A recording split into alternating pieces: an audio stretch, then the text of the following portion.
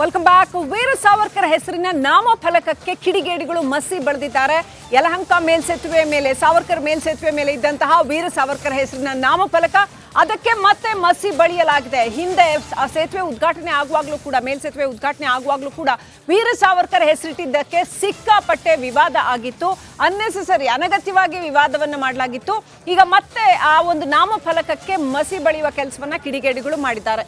ಯಾಕೆ ಹೀಗೆ ಮಾಡ್ತಾರೆ ಅನ್ನೋದಂತೂ ಗೊತ್ತಿಲ್ಲ. ಹಿಂದೂ ಸಂಘಟನೆಗಳ ಮುಖಂಡರು ಸಾಕಷ್ಟು ರೊಚ್ಚಿಗೆದ್ದಿದ್ದಾರೆ ಈ ವಿಚಾರಕ್ಕೆ ಸಂಬಂಧಪಟ್ಟಂತೆ. ಯಲಹಂಕದಲ್ಲಿ ಮೇಲ್ಸೇತುವೆಯಲ್ಲಿ ಇರ್ತಕ್ಕಂಥ ಫಲಕ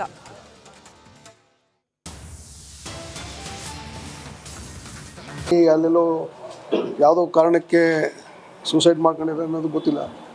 ಅದಕ್ಕೋಸ್ಕರ ಒಬ್ಬ ಸಂಬಂಧಪಟ್ಟಂಥ ಮಂತ್ರಿಯನ್ನೇ ರಾಜೀನಾಮೆ ಕೇಳೋದಂದರೆ ಸಾವಿರಾರು ಜನ ಎಂಪ್ಲಾಯ್ಸ್ ಇರ್ತಾರೆ.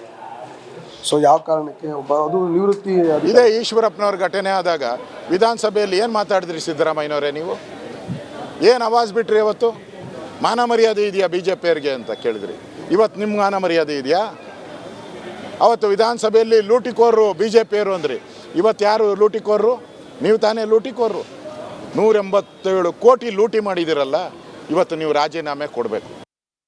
ರಾಜ್ಯ ವಾಲ್ಮೀಕಿ ನಿಗಮದ ಅಧೀಕ್ಷಕ ಚಂದ್ರಶೇಖರನ್ ಅನ್ನುವಂಥವರು ನಿನ್ನೆ ಶಿವಮೊಗ್ಗದಲ್ಲಿ ಆತ್ಮಹತ್ಯೆಗೆ ಶರಣಾಗಿದ್ದಾರೆ. ಅವರು ಬರೆದಿಟ್ಟಂಥ ಡೆತ್ ನೋಟು ಆಶ್ಚರ್ಯಕರವಾದಂಥ 85 ಕೋಟಿ ನಿಗಮದಲ್ಲಿ ಮಿಸ್ಅಪ್ರೋಪ್ರಿಯೇಷನ್ ಆಗಿದೆ ಅಂತ ಹೇಳಿ ಬರೆದಿಡ್ತಾರೆ. ಇದರಲ್ಲಿ ಯಾರ್ಯಾರ ಕೈವಾಡ ಇದೆ ಅನ್ನುವಂಥದ್ದನ್ನು ಬರೆದಿಟ್ಟಿದ್ದಾರೆ. ಮಂತ್ರಿಗಳ ಕಚೇರಿಯ ಕೆಲವು ಸಿಬ್ಬಂದಿಗಳ ಹೆಸರನ್ನು ಬರೆದಿಟ್ಟಿದ್ದಾರೆ. ಇವೆಲ್ಲ ನೋಡಿದಾಗ ನಡಿ ಈಗ ಶುರು ಮಾಡೋಣ. ಕೇಸರಿಯಿಂದ ಮನೋಲ್ಲಾಸ ಮನಸ್ಸು ಮತ್ತೇರಿ ಕುಣಿದಾಡಿದೆ ನೋಡು, ಮನಸ್ಸು ಮತ್ತೇರಿ ಕುಣಿದಾಡಿದೆ ನೋಡು. ಕ್ಷಣ ಕ್ಷಣವೂ ಆಚರಿಸಿ ಕೇಸರಿ ಹಬ್ಬ. ವಿಮಲ್ ಬಾಯಲ್ಲಿ ಹೇಳಿ ಕೇಸರಿ. ಈ ರಾಜ್ಯದಲ್ಲಿ ದಲಿತ ಜನಾಂಗಕ್ಕೆ, ಬಡವರಿಗೆ ಇಟ್ಟತಕ್ಕಂಥ ಹಣವನ್ನು ಹೊಡೆದು ತಿನ್ನುವಂಥ ಅವ್ಯಾಹತವಾಗಿರ್ತಕ್ಕಂಥ ಕೆಲಸ, ಭ್ರಷ್ಟಾಚಾರ ಮೇರೆ ಮೀರಿ ಬೆಳೆದಿದೆ. ತಕ್ಷಣ ಇದನ್ನು ಸರಿಯಾದ ರೀತಿ ತನಿಖೆ ನಡೆಸಬೇಕು ಮತ್ತು ಯಾರು ತಪ್ಪಿತಸ್ಥರು ಅವರನ್ನು ಅರೆಸ್ಟ್ ಮಾಡಬೇಕು, ಕಾನೂನು ಕ್ರಮ ತಗೊಳ್ಬೇಕು.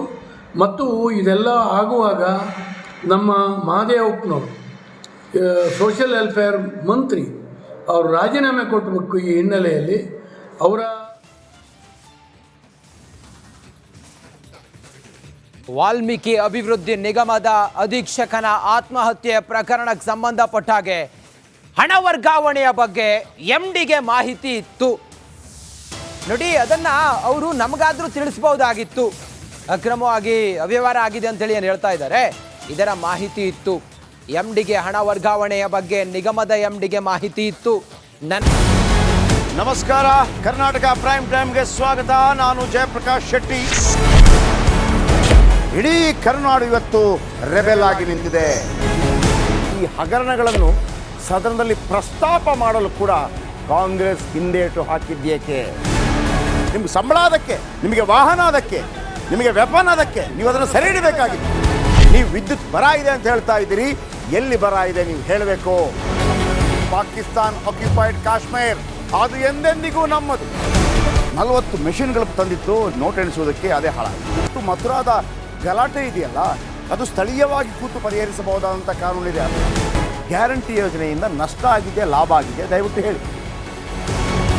Dawood Ibrahim most wanted criminal ಯಾವಾಗಾದ ಅಂದರೆ ಇಲ್ಲಿ ತನಕ ಭಾರತ ದೇಶದಲ್ಲಿ ಓರ್ವ ದಲಿತ ಪ್ರಧಾನಿಯಾದಂಥ ಇತಿಹಾಸವೇ ಇಲ್ಲ. ರಿಪಬ್ಲಿಕ್ ವರ್ಲ್ಡ್ ಆಪ್ ಇದು ಕೇವಲ ಅಪ್ಲಿಕೇಶನ್ ಅಲ್ಲ, ಸಮಗ್ರ ಸುದ್ದಿಗಳ ಸಂಪರ್ಕ ಮಾರ್ಗಕ್ಕೆ ಕ್ರಾಂತಿಕಾರಿ ಬದಲಾವಣೆ. ರಿಪಬ್ಲಿಕ್ ವರ್ಲ್ಡ್ ಆಪ್ ಕೇವಲ ಸುದ್ದಿ ಅಪ್ಲಿಕೇಶನ್ ಅನ್ನ ಪರಿಚಯ ಮಾಡ್ತಾ ಇಲ್ಲ, ಬದಲಾಗಿ ಡಿಜಿಟಲ್ ಸುದ್ದಿ ಬಳಕೆಯ ಹೊಸ ಯುಗಕ್ಕೆ ನಾಂದಿ ಹಾಡ್ತಾ ಇದೆ. ಇದೊಂದು ಬ್ರೇಕಿಂಗ್ ನ್ಯೂಸ್, ಪ್ರಭಾವಶಾಲಿ ಕಾರ್ಯಕ್ರಮಗಳಿಗೆ ಗಟ್ಟಿಯಾದ ವೇದಿಕೆ. ರಿಪಬ್ಲಿಕ್ ವರ್ಲ್ಡ್ ಅಪ್ಲಿಕೇಶನ್ ಈಗ ಲೈವ್ ಆಗಿದೆ. ಗೂಗಲ್ ಪ್ಲೇ ಸ್ಟೋರ್ ಮತ್ತು ಆಪಲ್ ಆಪ್ ಸ್ಟೋರ್ ಎರಡರಲ್ಲೂ ಲಭ್ಯವಿದೆ. ಈಗಲೇ ಡೌನ್ಲೋಡ್ ಮಾಡಿ.